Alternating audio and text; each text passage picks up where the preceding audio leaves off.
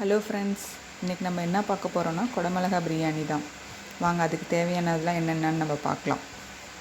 இஞ்சி பூண்டு பேஸ்ட்டு, கொத்தமல்லி தழை கொஞ்சம், தக்காளி 1, குடமிளகாய் இந்த மாதிரி சின்ன சின்னதாக கட் பண்ணிக்கோங்க. பெரிய வெங்காயம் 2, ஒரு பச்சை மிளகா, ஒரு பிரியாணி இலை, சோம்பு, பட்டை, லவங்கம், கொஞ்சம் கல்பாசி எல்லாம் எடுத்து வச்சுருக்கோம். அதுக்கு முன்னாடி அடுப்பை பற்ற வச்சுக்கோங்க. ஒரு குக்கர் வச்சு தேவையான எண்ணெய் ஊற்றிக்கோங்க. எண்ணெய் சூடு ஏறினதுக்கப்புறம் நம்ம பச்சை மிளகா, பிரியாணி இலை இதெல்லாம் நம்ம போட்டுக்கலாம்.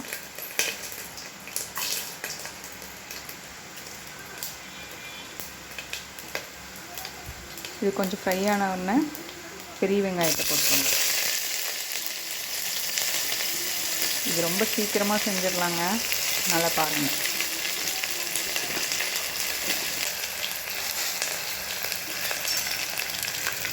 வெங்காயத்தை கொஞ்சம் நல்லா வதக்கிக்கோங்க. இதிலே குடமிளகாயை போட்டுக்கோங்க. இந்த ஆயிலே கொஞ்சம் நல்லா ஃப்ரை ஆச்சுன்னா சாப்பிட்றதுக்கு நம்மளுக்கு நல்லாயிருக்கும். காரம் இருக்குமான்னு கேட்டிங்கன்னா கண்டிப்பாக இருக்காது. நீங்கள் சாதத்தோடு வச்சு சாப்பிட்றதுக்கு நல்லாயிருக்கும். கொஞ்சம் நல்லா ஃப்ரை ஆகட்டும். இப்போ நம்ம கருவேப்பிலை, நம்மக்கிட்ட இன்றைக்கி புதினா தழை இல்லை. புதினா இருந்துச்சுன்னா நீங்கள் இந்த எண்ணெயோடு அதையும் சேர்த்து நல்லா வதக்கிக்கோங்க. அது இன்னும் கொஞ்சம் நல்லா டேஸ்ட்டாக இருக்கும். பிரியாணினாவே புதினா ரொம்ப முக்கியம், பட் நம்மகிட்ட இப்போ இல்லை. இதோட நம்ம கட் பண்ணி வச்சுருக்க தக்காளி போட்டுக்கலாம்.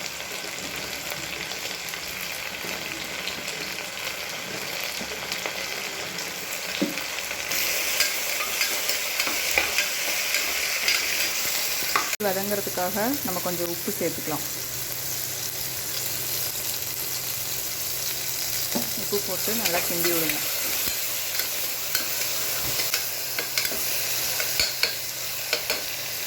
நம்ம இதோட எடுத்து வச்சுருக்க இஞ்சி பூண்டு பேஸ்ட்டு,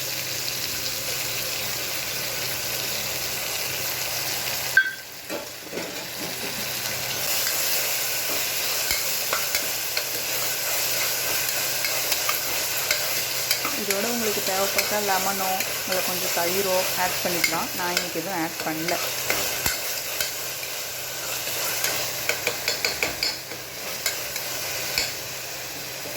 இது நல்லா வதங்கிட்டோம். அதுக்குள்ளே நம்மளுக்கு இதுக்கு தேவையான மசாலாலாம் பார்க்கலாம் வாங்க. கொஞ்சம்னா மஞ்சள் தூள், மிளகாய் தூள் 1 ஸ்பூனு, பிரியாணி மசாலா 1 ஸ்பூன் எடுத்து வச்சுருக்கோம். இப்போ இது எல்லாமே நம்ம ஆட் பண்ணிக்கலாம்.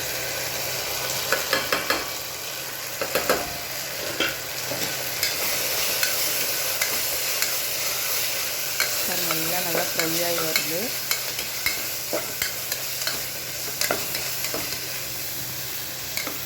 பாருங்கள், எல்லாமே வதங்கிடுச்சு நல்லா. இப்போ நான் இன்றைக்கி 1.5 கிளாஸ் அரிசி எடுத்திருக்கேன். அதுக்கு தண்ணி 3 கிளாஸ் எடுத்திருக்கேன். இப்போ நம்ம தண்ணி ஊற்றி கொஞ்சம் கொதிக்க விடலாம்.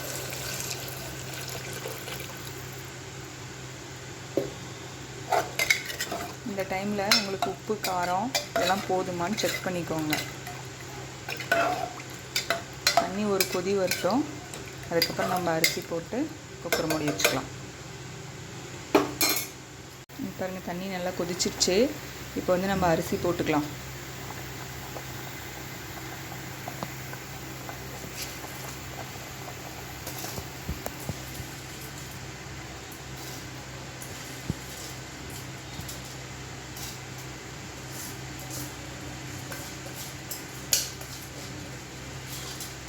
இந்த பிரியாணி ரொம்ப நல்லா டேஸ்ட்டாக இருக்குங்க. நீங்களும் கண்டிப்பாக மறக்காமல் செஞ்சு பார்த்துட்டு எப்படி இருக்குன்னு சொல்லுங்கள்.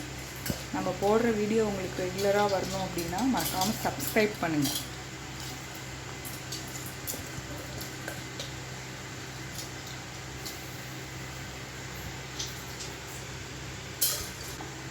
நல்லா ஒரு கிண்டி விட்டுட்டு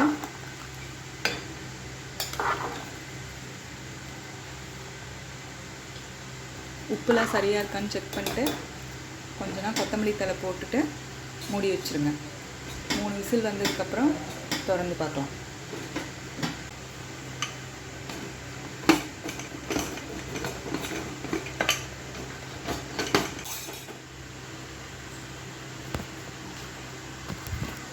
ஓகே ஃப்ரெண்ட்ஸ், இப்போ சாப்பாடு வெந்துருச்சு. ஓப்பன் பண்ணி பார்க்கலாம்.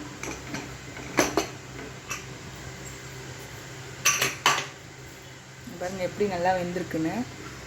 இதில் நம்ம கிண்டுறதுக்கு முன்னாடி ஒரு ஸ்பூன் தேங்காய் எண்ணெய் ஊற்றி நல்லா கிண்டி சாப்பிட்டு பாருங்கள். நல்லா டேஸ்ட்டாக இருக்கும்.